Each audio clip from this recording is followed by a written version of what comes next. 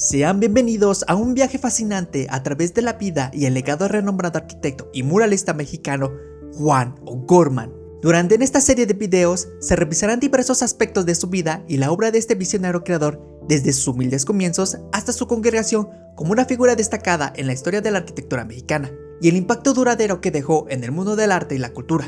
Comenzando a los inicios de la vida de Juan O'Gorman durante su infancia en la ciudad de Guanajuato y posteriormente en la Ciudad de México, donde comenzó su pasión por el arte y la arquitectura, descubriendo cómo sus primeros años estuvieron marcados por la influencia familiar y en su entorno urbano, así como sus primeros encuentros con figuras destacadas en el mundo del arte. Después, exploraremos la era dorada o el ascenso meteórico de Juan O'Gorman en el mundo de la arquitectura y el arte mexicano.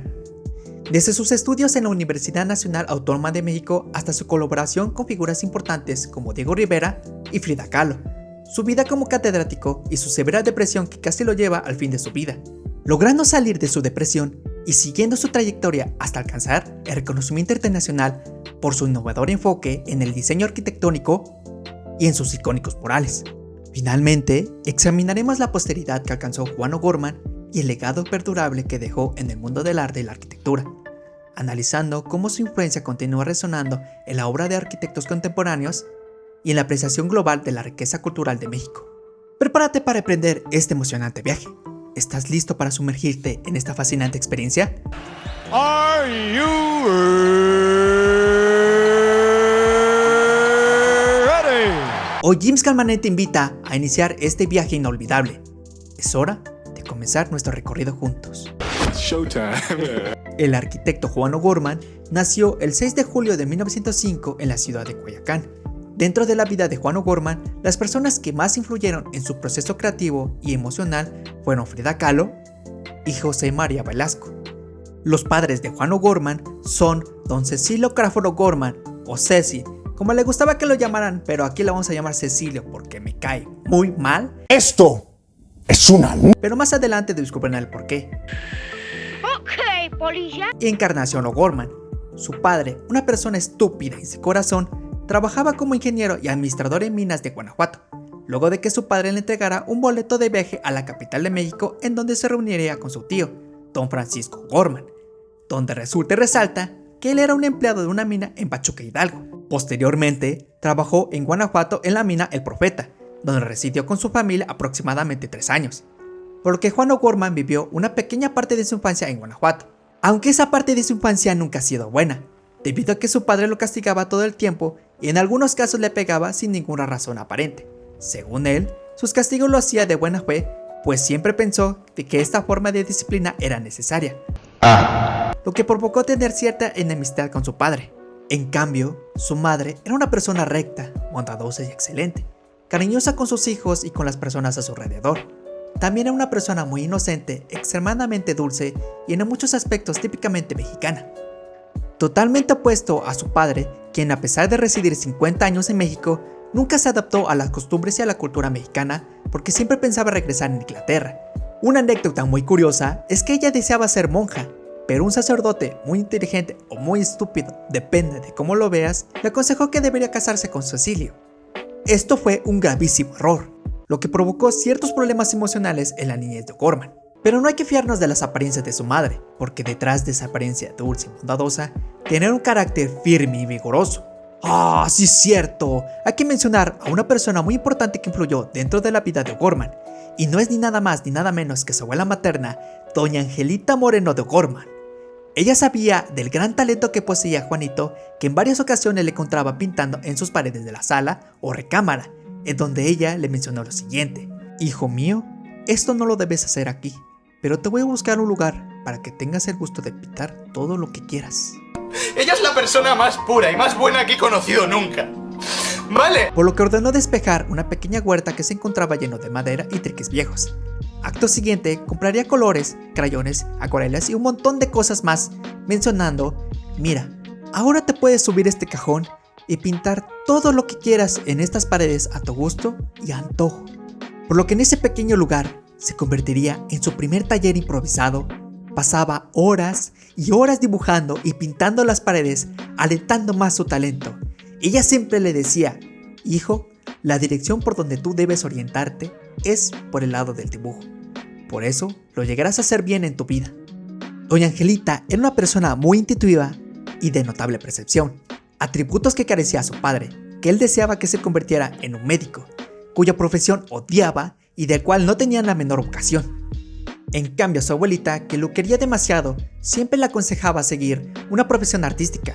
Gracias a ella, fue una de las principales razones por la que llegó a ser un gran muralista y un excelente arquitecto mexicano. Otra de las personas que falta por mencionar son sus hermanos Edmundo, Tomás y Margarito Gorman.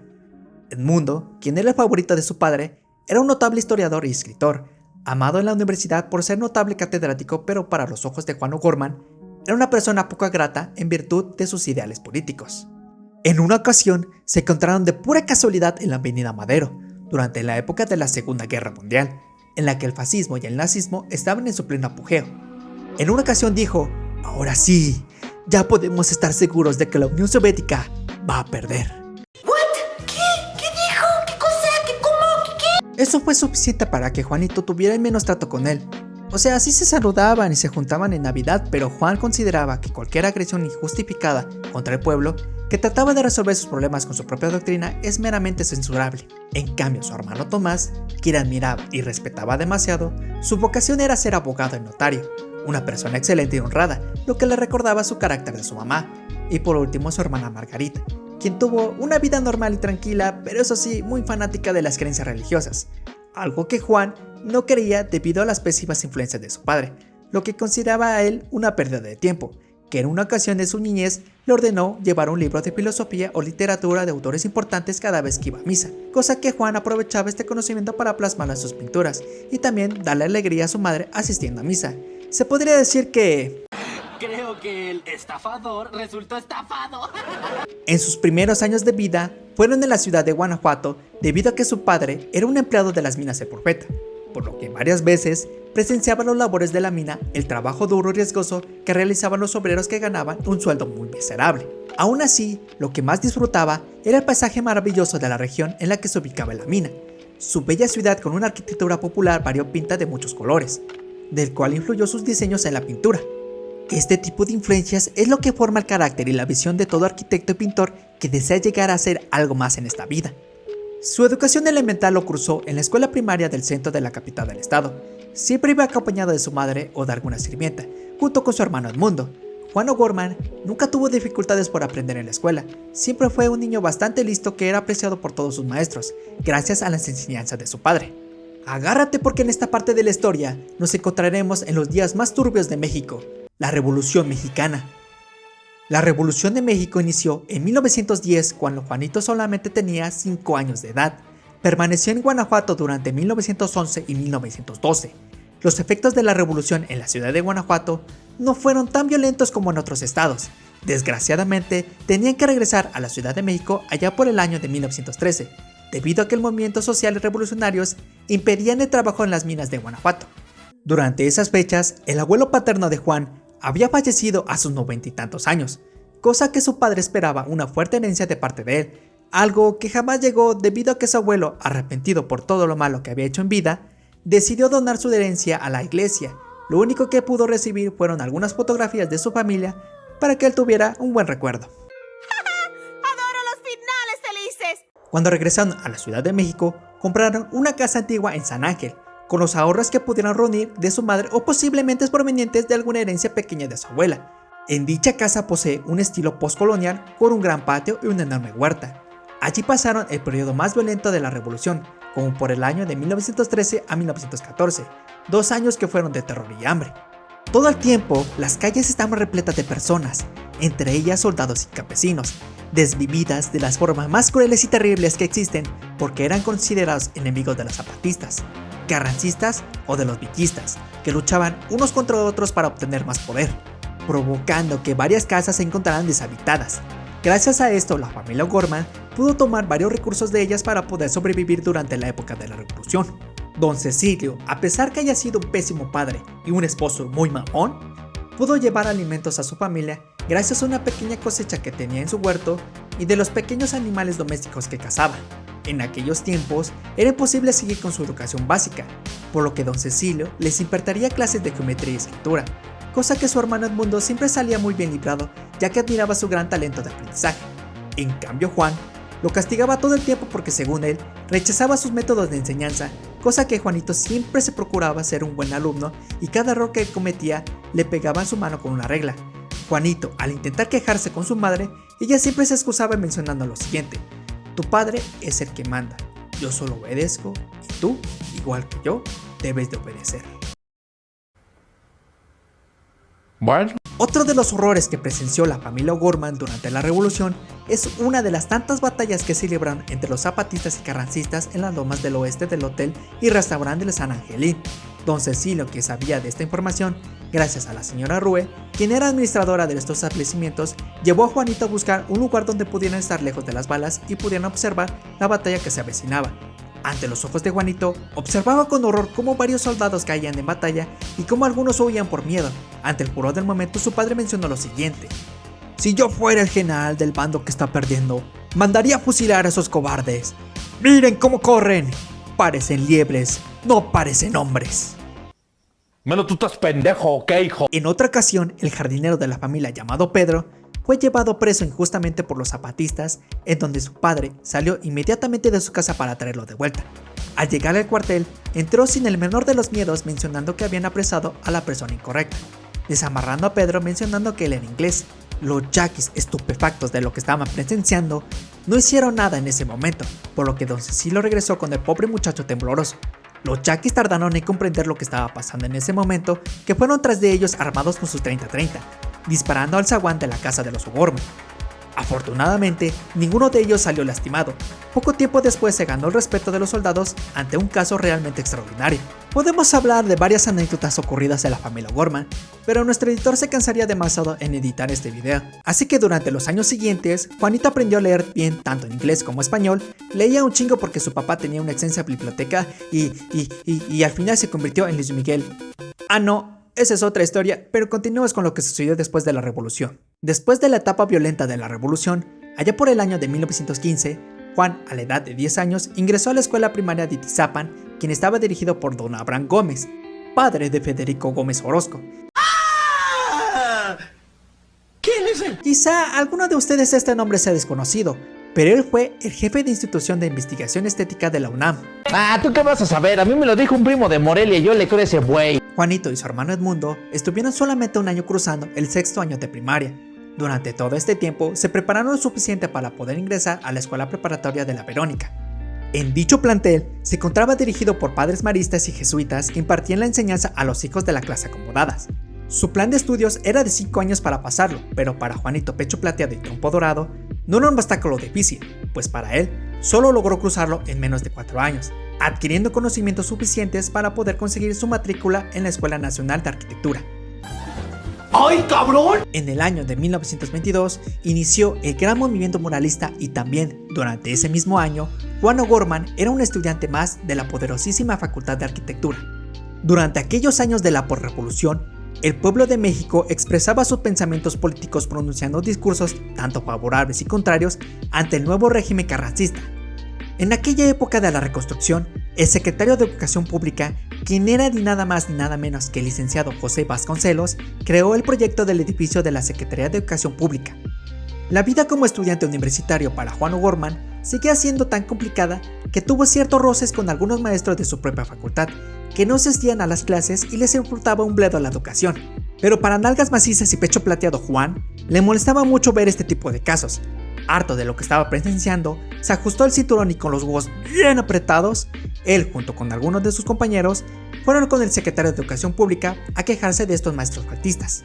El secretario Vasconcelos quedó muy impresionado por la determinación de Juanito, que inmediatamente indicó a sus ayudantes que lo llevaran con el señor Pruneda, o mejor dicho, con el cojo Pruneda, porque cojeaba. Que en aquel entonces era el rector de la universidad. Ni corto ni perezoso le envió un comunicado mencionando que Bájale de huevos, güey, bájale de huevos. ok, no, eso no le dijo, pero sí les mencionó esto. Si seguían faltando en sus puestos, serían censados inmediatamente. Dicho y hecho, se restableció el orden de trabajo diario en la escuela, con el cual quedaron complacidos y satisfechos. Pero este gusto no les duraría por mucho tiempo, Porque en 1923 existían varios maestros ineptos en la enseñanza y varios de estos maestros daban la clase de composición arquitectónica. Pero para los ojos de Juanito, quien consideraba que era una clase muy importante para cualquier estudiante, reunió varios de sus compañeros a protestar con el director de la facultad, Alfredo Ramos Martínez, quien escuchó sus peticiones de modificar el plan de estudios y sus críticas acerca de la forma anticuada de enseñanza que impartía aquellos maestros. El maestro Martínez, aceptando sus peticiones, mandó cambiar a esos dichosos maestros ineptos, reemplazándolos con los arquitectos José Villagrán García, Carlos Obregón Santa Cecilia y Pablo Flores, quienes renovaron la enseñanza de dicha materia. Estos jóvenes arquitectos modificaron los planes de estudio de las clases de composición, empezando a trabajar con ideas nuevas y revolucionarias que en Europa ya era germen de toda una nueva renovación arquitectónica. En el año de 1924 llegaría a México las primeras ediciones del libro titulado Hacia una nueva arquitectura, del famoso arquitecto suizo-francés Le Corbusier. Juan, en chinga, fue a adquirir uno de estos libros y se puso a leer con el mayor interés, resolviendo una arquitectura que sea totalmente funcional en México, alejando todo lo académico que pudiera ser ortodoxa. Una anécdota muy graciosa fue de que nuestro amigo Juan estaba en aquella época donde los chavos ya les surgía tener una novia, por lo que ya le estaba echando ojitos a una muchacha toda atlética y hermosa. En varias ocasiones se declaró su amor por ella, pero ella siempre se hacía la difícil. Ah, mamoncita, mija. Que en una ocasión le mencionó: mira, si te subes a la torre de la catedral sobre la cruz y desde ahí sentado me saludas, entonces posiblemente tal vez seré tu amante. Juanito en ese momento dijo jalo, e inmediatamente investigó la forma de cómo llegar hasta aquella parte de la catedral. Así que la citó un sábado y le dijo que la esperara enfrente de los portales del edificio de departamento del Distrito Federal. En chinga se subiera hasta la catedral, sobornando al cuidador del edificio para que lo dejara subir. Una vez llegando a su destino, inmediatamente le hizo señales a su futura novia, saludándola con un sombrero de paja, para después bajarse en chinga de la catedral para reunirse con ella. Él, con una sonrisa de oreja a oreja, le miró fijamente mientras ella lo veía con cierta malicia y dijo: bueno, pues todo fue en balde. Te quiero mucho, pero todo fue para probar tu amor por mí. Oye, estoy confundido. ¿Es un final triste o un final feliz? Es un final y basta. En los años siguientes, Juan disfrutaría de lo que pocos hombres conocen: felicidad, llevando a su novia a comer taquitos, ir al cine, bailar y de las visitas al taller del famoso pintor Joaquín Clausel, quien para Juan lo consideraba su mentor y un gran amigo. Me faltaron un chingo de cosas por contar, pero este video se alargaría demasiado, así que en el próximo video estaremos contando la época dorada de Juan O'Gorman. Y con esto concluimos el video de hoy. Agradezco enormemente tu compañía hasta el final del video. No olvides suscribirte a mi canal para no perderte ningún contenido futuro, para que YouTube nos pueda monetizar los videos. Pues sí, güey, no mames, ¿que no ves? Antes de que te vayas, escribe en la caja de comentarios sobre qué te pareció el video. No dudes en darle un buen like y compartirlo con tus amigos para que ellos también puedan disfrutarlo. Desde aquí, James Calmanin se despide. Nos vemos en un próximo video. ¡Hasta luego!